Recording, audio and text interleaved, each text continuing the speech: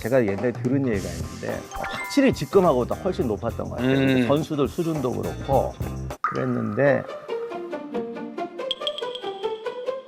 이게 때 말장터 꼰대 되는 거야. 근데 축구 실력 했을 때 솔직히 저도 그 두 팀 너무 싫었는데 거의 서커랑 동일하게 너무 좋습니다. 네, 진짜요, 진짜. 아주 긍정적입니다. 네.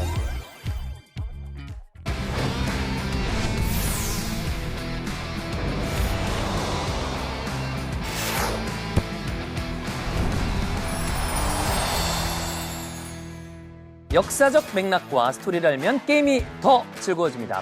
피파 온라인 4 유저분들과 축구 팬들을 위한 하이엔드 콘텐츠 축구 읽어드립니다. 오늘 다시 모였습니다. 두 번째 시간이고요.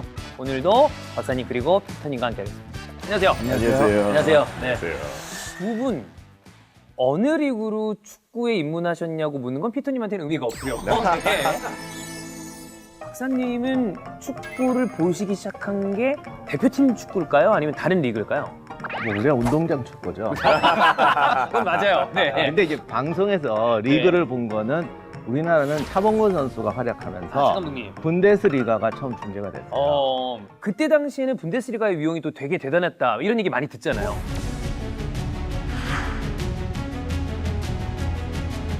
그때는 분데스리가가 최고라고 그랬어요. 확실히 직급하고도 훨씬 높았던 것 같아요. 선수들 수준도 그렇고 그랬는데 이게 때 말장터 꼰대 되는 거야. 역사의 산 증인과 저희 함께하고 있습니다. 항상 축구 팬들 사이에서 이야기 나오는 게 바로 요겁니다. 손차박. 손흥민, 차범근, 박지성. 요 세 명의 선수 중에 누가 가장 위대했는가? 확실히 차범근 선수 때만 해도 좀 세밀한 개인기나 돌파력 이런 거는 좀 약했어요. 개인기라든가 여러 가지 능력이 있잖아요. 그런 점에서는 솔직히 말하면 손흥민 선수나 박지성 선수가 나은 것 같아요. 진짜. 그런데 시대에 따른 임팩트. 그렇죠. 그 임팩트라는 점에서는 차범근 선수가 대단했어요. 네. 그리고 제가 옛날에 들은 얘기가 있는데 어디랑 친선팀하고 축구를 하는데 너무 잘하는 선수가 나가면 안 되잖아. 그래서 차범근 선수가 아직 안 나가고 있다가 근데 이 아마추어 팀한테 이쪽이 진 거야 2대0으로. 그러니까 안 되잖아요. 지문도 안 되잖아요. 네. 5분 남겨놓고 나왔대요. 들어가라. 바로 골 다 넣어버렸는데 끝나고 나니까 골포스트가 휘었더래요. 오, 진짜 그 정도. 시간이 지나면서 이런 이야기들이 원래 뭐 덧붙여지고 그렇거든요. 이제 요즘 골대는 아닙니다. 요즘 골대는 그러면 이제 문제 생깁니다. 네. 차범근 선수가 뛰었을 시절 개척자라는 의미로 본다면 피터님은 라이벌 의식을 제외하고 네. 임팩트가 누가 더 강한가요? 어릴 때 한국에 대한 인식이 너무 낮았어요. 코리아라고 하면 뭐 노스 코리아 이렇게 대부분 얘기했어요. 북한 네. 얘기. 근데 박지성의 임팩트는 축구 외에도 영향이 너무 컸어요. 그래서 그때부터 영국 축구 팬들 한국 다른 나라 정도 존중하고 전반적인 임팩트는 박지성가 더 컸고 근데 축구 실력 했을 때 솔직히 저도 그 두 팀 너무 싫었는데 손흥민은 진짜 잘하잖아요. 정말 잘합니다.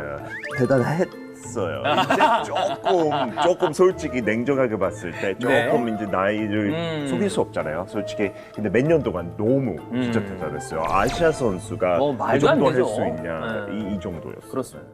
어쨌든 이렇게 시대별로 인기 있는 리그는 다르고 최고의 리그도 다르다라는 생각은 분명히 들거든요. 저희가 왜 이런 이야기를 했는지 유저 질문들을 하면서 쭉 이야기를 더 나눠보도록 하겠습니다. 축구를 피온으로 배우고 있습니다. 피온에서 프리미어리그를 선택하면 제가 들어봤던 유명 팀들은 죄다 연고지가 런던이에요. 런던에 팀이 몰려 있는 건가요? 아니면 다른 지역에도 이렇게 팀이 많은 건가요? 여러분이 피온으로 축구 배운다는 거에 대해서 부끄러워하지 마세요. 그거 절대 아닙니다. 맞아요. 게임 그 데이터들이 석학들이 모여서 축구를 분석하고 데이터를 넣는 거기 때문에 굉장히 정확합니다. 그래서 그럼요. 그 게임에는 애들이 실제 축구 보는 애들보다 더 먼저 알아요. 더 많이 이런 알아요? 선수 맞아요. 앞으로 지켜봐야 된다. 근데 그런 거 하나도 아니에요. 뭐 피파 온라인에서도 이 선수가 실제 축구의 데이터를 반영하는 경우가 많기 때문에 전혀 뭐 축구를 표현으로 배우고 있다 아주 긍정적입니다. 네. 명실의 상부 이 프리미어리그가 전 세계에서 가장 잘 나가는 리그가 되는데 그 중에서도 런던이 정말 팀이 많거든요. 그렇죠. 런던에 얼추 몇 개 구단이 있나요? 매 시즌 달라지죠. 강등하고 올라오는 팀에 따라서 평균적으로 한 5개에서 많으면 거의 10개까지 그 프리미어리그에 많이 있을 수 있고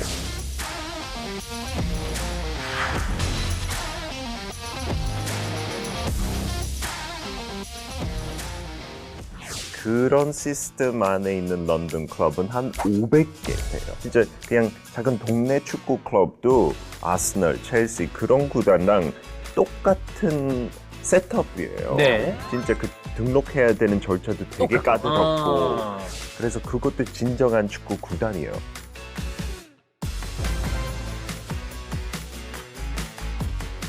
제가 뛰었던 Saturday League Football, 토요일에 하는 그냥 아마추어들끼리 잘하면 프리미어리그까지 가는 거예요. 예. 뭐 한 30년 걸리겠지만 근데 가능해요. 하고 FA컵도 진짜 그렇죠. 나가는 거고 아마추어 프로 선수 이렇게 섞이는 거죠. 지금 K리그 기준으로 프로팀들이라고 생각하면 K리그 1의 앱서울, K리그 2의 서울 이랜드 두 개밖에 없거든요. 그러니까 차이가 엄청나게 벌어지는 건데 아니 많아도 너무 많은데 이걸 어떻게 좀 봐야 될까요? 저는 뭐 역사적인 얘기밖에 할 수가 네네네. 없는데 중세 마을 축구는 프랑스에도 있고 저기도 있었는데 그렇죠. 이게 근대 축구는 도시라는 걸 전제로 만들어지는 거예요. 다릅니다.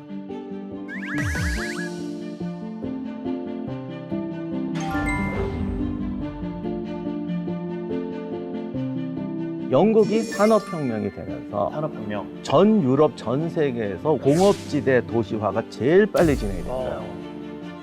이게 다른 데보다 거의 100년이 빨랐어요. 엄청 빠른 건데. 네. 산업단지로 만들어진 도시거든요. 그러니까 노동자들 막 몰려들고 몸일하는 사람, 음. 힘든 사람도 굉장히 많고 이렇게 돼서 급속한 도시화가 진행이 됩니다.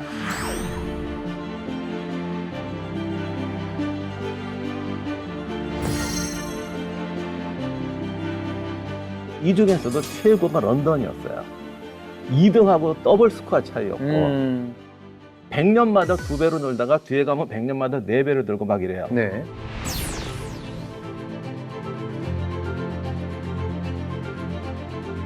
도시에 있는 다양한 집단들, 네. 공장 노동자들, 회사들, 군대들, 공무원들 이런 무수한 집단한테 축구가 보급되니까 공용의 규칙으로 룰이 필요하죠. 네. 네. 그런 것들을 만들어서 말씀하신 이런 여러 가지 리그나 이런 것들이 만들어져서 여기서 근대 축구가 나오게 됩니다. 네.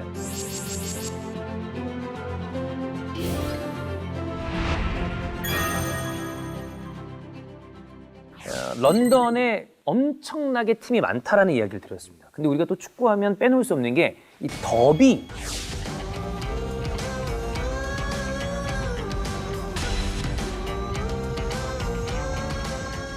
런던에 팀이 많다는 건 그만큼 런던 더비가 수도 없이 많이 생긴다는 거죠. 그래서 런던 팀들 조금 불리하다는 평가도 나와요. 하도 런던 답이 많으니까. 다 런던 더비가 진짜. 그러니까 신경 써야 될 네. 경기, 조금 더 신경 써야 될 경기가 너무 많아서 우승하기 힘들었다. 그냥 핑계인 것 같아요.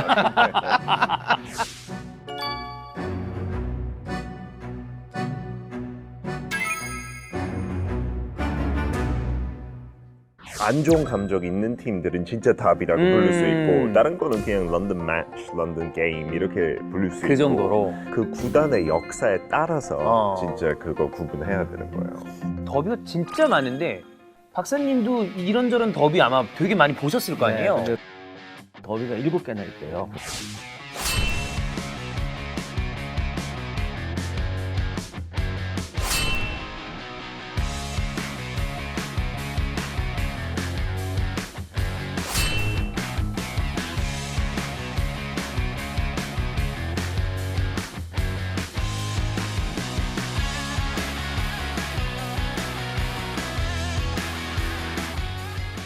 런던에 특히 이스트엔드, 뭐 웨스트핸드 이거는 건너갔다가 맞아 죽는다.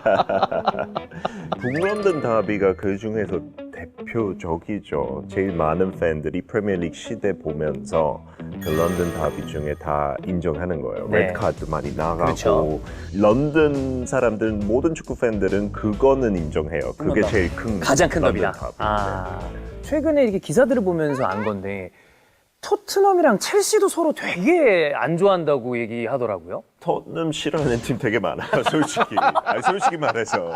하고 첼시 최근 들어서 싫어하는 팀들도 많은 게 그 아브라모비치가 네, 들어오면서 우유 동네 팀 샀던 게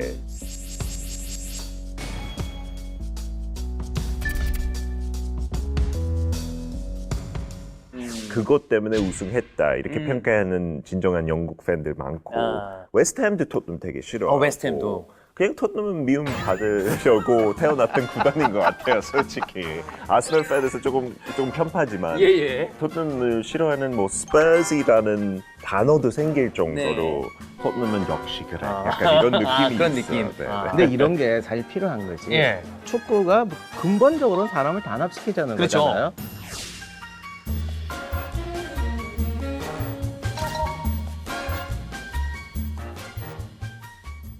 적이 있으니까 우리가 단합한다는 뭉치죠. 것뿐만이 아니라 사실 먼데 있는 애하고 왜 싸워? 옆에 사람하고 싸우지. 그러니까 미워하면서 정든다는 구조는 똑같아요. 네. 옆에 붙은 싸우는 애들을 건전한 라이벌을 만들어서 자기들끼리는 축구할 때 싸우고 전쟁터에 나가면 같이 적과 싸워라. 이런 의미라고 저는 봅니다. 실제로 북런던 더비 하는 날이면 그때 분위기가 어느 정도인지 K리그 더비를 가보면 격렬하게 응원은 하지만 정말 무슨 유혈 사태가 있다거나 그 정도까지 가는 건 엄청 드물거든요. 이 북런던 더비 그 분위기를 좀 전해주시면 좋을 것 같아요. 저는 인생에서 그 북런던 더비 날 한 번도 아스널 유니폼 못 입었어요.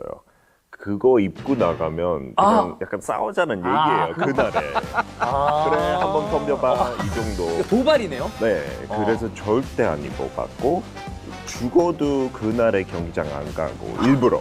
저는 조금 겁쟁이 나서 하고 싸울 줄 몰라가지고 네네. 누가 이기나 따라서 그 다음날 학교 가는 게 너무 고생스러울 수 있고 아니면 진짜 천국일 수도 있고 피터가 그렇게 좋아하는 팀의 유니폼인데도 그날은 유니폼을 입지 않을 정도로 그 색도 피하는 것 솔직히 좋은 거예요. 레드 앤 화이트도 피한다. 네. 이렇게 살벌한 분위기가 있으니까 결국에 중요한 건 라이벌 의식이 굉장히 세고 서로가 서로를 미워하고 그 맛 때문에 축구 보는 영국 팬들이 너무 많아요. 그래서 그 정도 재밌는 거예요. 그 경기 기다리면서 이기면 너무 그런 기쁨이 진짜 거의 없을 정도로.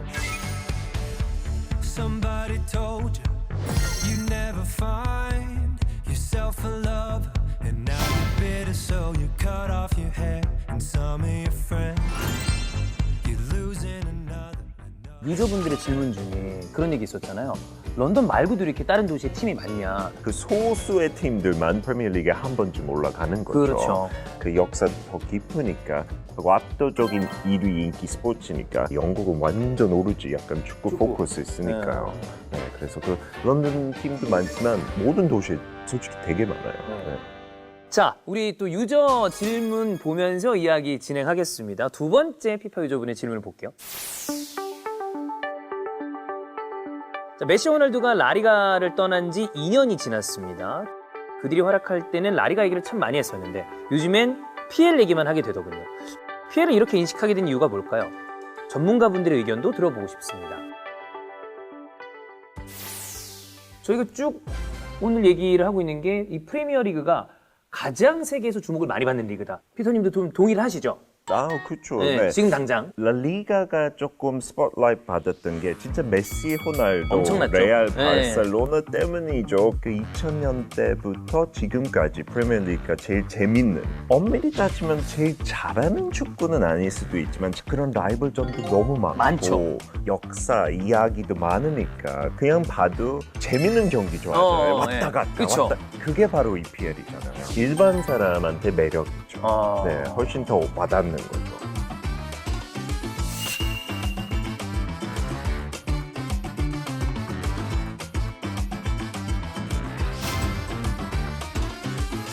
잉글랜드 프리미어리그가 전 세계 축구의 축소판이다라는 평가도 받습니다. 다른 나라에 비해서 다국적 구단들이 좀 더 많다라는 느낌을 또 받는데 요거는 또 피터님이 보셨을 때 어떤 이유 때문인지 얘기를 해줄 수 있을까요? 판단으로 돈이죠. 아, 솔직히. 네. 솔직히 그 프리미어리그 생긴 이유도 the first division. 아, 그 프리미어리그 있기 전에 전. 영국 일부 리그.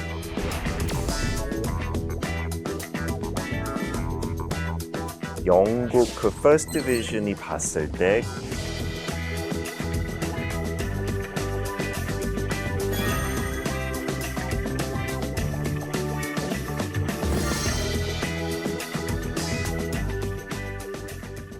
우리가 뒤떨어져 있다고 깨닫고 플래닝을 했죠. 그쵸. 이름부터 First Division은 너무 그냥 말 그대로 일부. 네. 그래서 진짜 그 마케팅에 포커스하고 TV 중계도 너무 다양하게 했어요.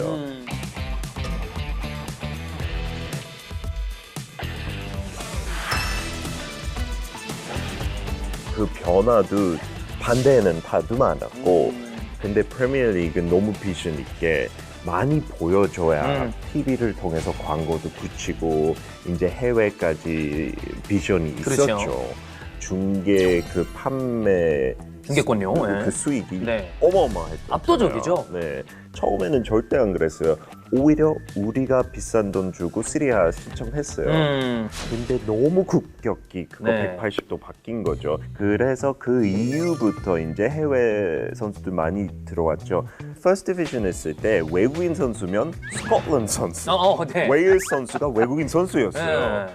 그때도 아이 잉글랜드 리그에 스코틀랜드 선수 있으면 안 된다 이런 의견이 있는 사람이 있는데 90년대 중반부터 해서 진짜 거의 처음으로 외국인 감독, 벵거 같은 그렇죠. 사람들 들어오면서 큰 논란이었지만 네.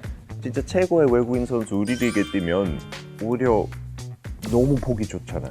그래서 그거 인정하면서 이제 외국인 선수도 환영하고 네. 돈 때문에 외국인 선수도 당연히 계속 오죠. 돈 제일 많이 주는데 네. 가고 싶죠. 어떤 분야든 돈 많이 주면 가는 가죠. 게 맞는 거죠. 네. 우리 같은 사람들 여기 유튜브 채널 말고 다른 거 더 주면 바로 가요. 지금 가요. 그렇죠? 근데 자본주의 사회인데. 네. 제가 볼 때는 이 세계적인 인기를 끄는데 몇 가지 요인이 있다고 봐요. 예. 옛날 킥앤러시 영국 축구 진짜 재미없었어요. 진짜 재미없었어요. 기억이 나. 네. 애정을 갖고 좀 봐주려고 했는데 봐줄 수가 없었어요. 너무 재미없다. 왜냐면 그 현장에서 부딪히는 건 현장에서만 봐야 재밌어요. 그렇죠. 제가 볼 때 요즘 프리미어리그가 전술이 바뀌는 거는 TV에 봐도 재밌게 바뀌는 거예요. 요즘은 거의 매년 바뀌어요, 트렌드가. 이렇게 축구 전술이 빨리 바뀌는 거를 네. 본 적이 없어. 그러니 해마다 적응에 성공하는 팀, 성공하지 못하는 이런 다이나믹이 나타나니까 그렇죠. 사람들이 이게 더 빠져드는 것 같아요. 세계인들이 TV로 봐도 재밌는 축구, 네. 변화와 발전과 성공과 실패가 보이는 축구. 이게 프리미어리그의 최대 장점이라고 생각해요. 네. 그래서 제가 그때 그 얘기도 들었어요. 해외 팬들이 놀러 오는 비율이 높은 구단들은 구장 분위기가 좀 조용하다. 이런 얘기도 들었어요. 그래서 또 현지 팬들 그것도 싫어요. 해외 팬들 많이 오는 게 자기 표를 못 사는 거죠. 솔직히. 내가 가야 되는데. 네, 영국 제3추는 진짜 축구 팬인데 루턴타운을 루튼타운, 네. 모를 것 많이 같아요. 모르시죠? 프리미어리그 한 번도 안 예. 올라왔으니까 76세인데 아직까지 매주 원정 홈 경기 50년 동안 봤어요. 와. 루튼타운 프리미어리그 가면 좋겠냐 물어봤는데 너무 상품화된다고 자기는 싫대. 자기 못 갈까 봐. 경기장도 작고 팬들 많이 싫다. 오면 자기는 못 간다. 가요. 이제 곧 죽을 건데 죽고 난 다음에 프리미어리그 갔으면 좋겠대요. 그냥 예. 천국에서 바라보는 아하.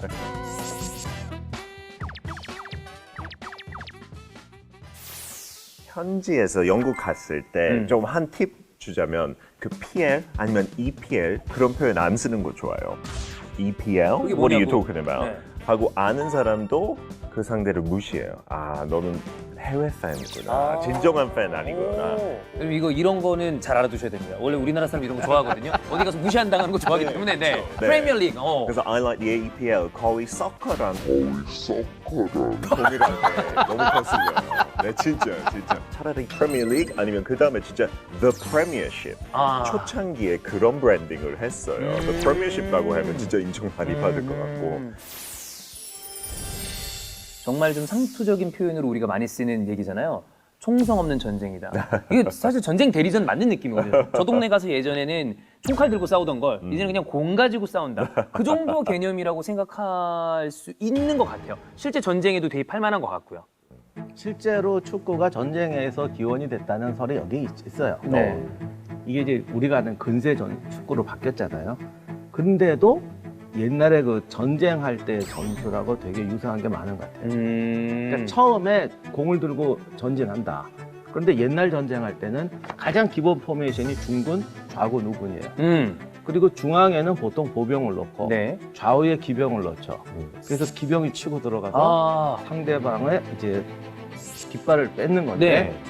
이게 망치와 모루라고 그러는데 보병이 밀고 네. 압박을 하고 기병은 뚫고 뒤로 들어가는 거예요. 이게 요즘 말로 윙플레이죠. 그렇죠. 거기 기병이라고 그랬잖아요. 우리 대표팀에서도 적토마. 피파 온라인에서도 고정훈 선수를 요즘 많이 쓰는데 말로 옆에 치고 그다음에 앞에 또 밀고 들어가고. 네. 그런데 전쟁이 점점 커지고 이게 좀 단순하잖아. 그럼 좀 복잡하게 할 게 없을까? 그래서 중앙에 단순히 보병을 두는 게 아니라 경보병, 중무장 보병, 뭐 군병 이렇게 다양하게 넣어서 상대방하고 붙을 때 훨씬 더 복잡하게 붙어요. 네. 그러니까 먼 거리 공격도 하고 보병도 밀고 후퇴한 걸 원병 치고 이게 원래 킥앤러시 나올 때 중앙에서 패스로 흔들면서 가다가 빡 찔러주고 윙한테 주고 그게 예. 크로스 들어오는 거.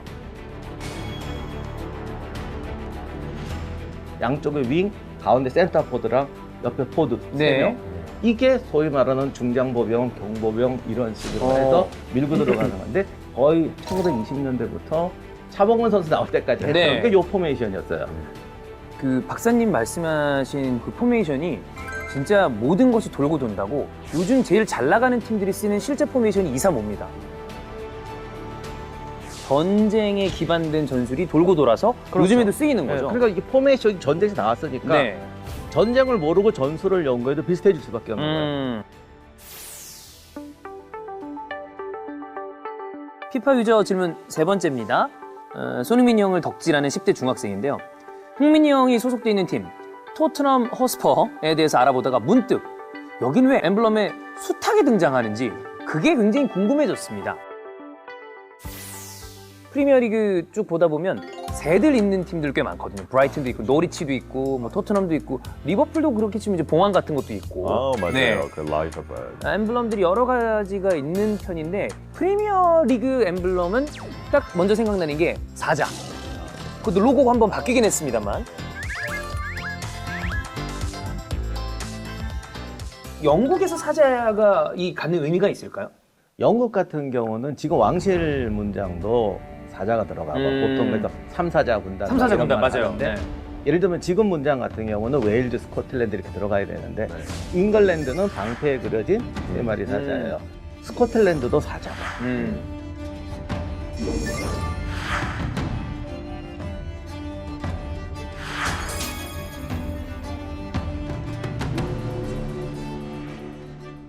옛날부터 왕들은 사자를 더 좋아해요.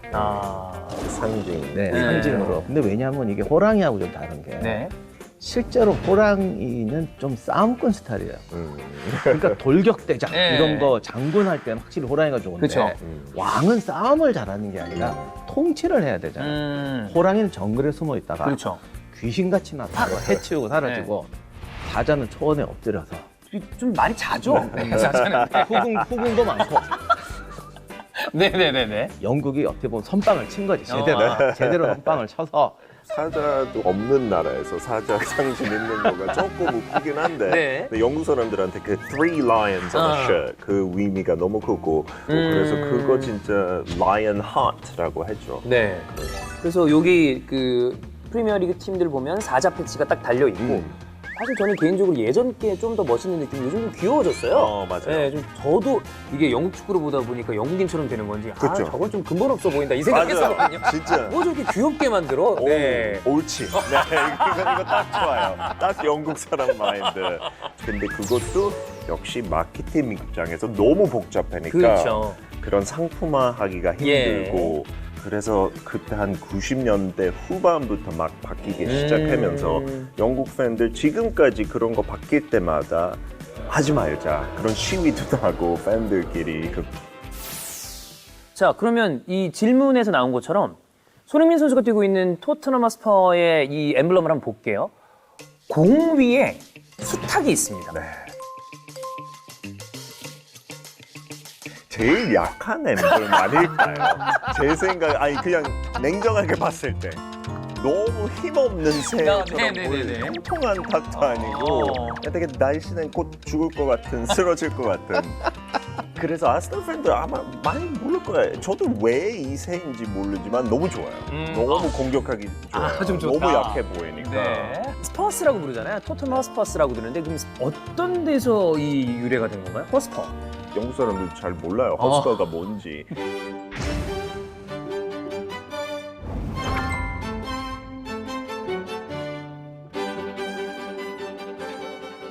수탉 뒤에 이거 박차가 박차를 간다 이렇게 원래 박차잖아요. 저게 싸움닭한테 붙이던 거거든요. 아. 토트넘 지역이 혹시 닭싸움 경기장이 섰나? 있었겠죠.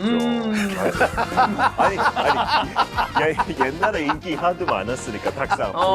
예. 네, 하고 선수 많이 토트넘도 치사에게 그런 거 장착했겠죠. 물어보려고 그랬는데 예. 이게 신뢰할 수가 없나?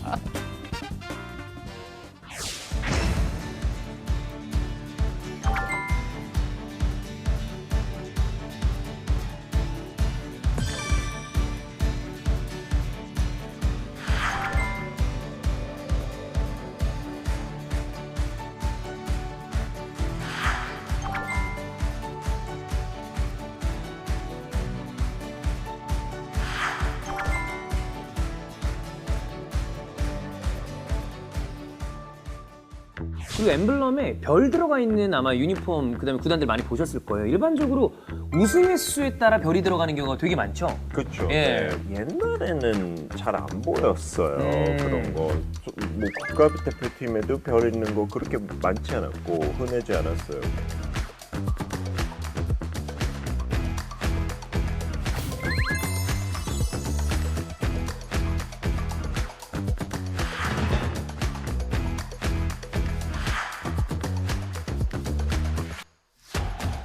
월드화 되는 것 같아요. 세계적인 글로벌 뭐 마케팅을 하려면 우리가 이만큼 우승 많이 했다 이걸 좀 보여주려고 그렇죠. 뭐 세리아는 10번 하면 10번에 한 개씩 붙이고 막 그러잖아요. 맞아요. 네.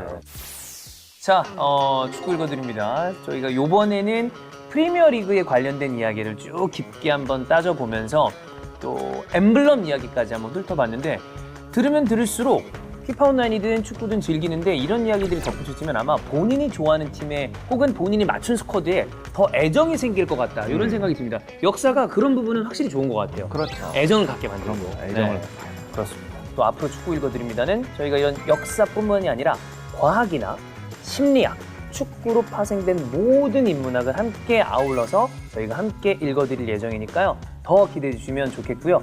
여러분의 하이엔드 피파 온라인 그리고 축구 라이프를 위해서 다음 방송 때 찾아오도록 하겠습니다. 저희는 그러면 오늘 방송은 이만 인사드리도록 하겠습니다. 여러분 고맙습니다. 감사합니다.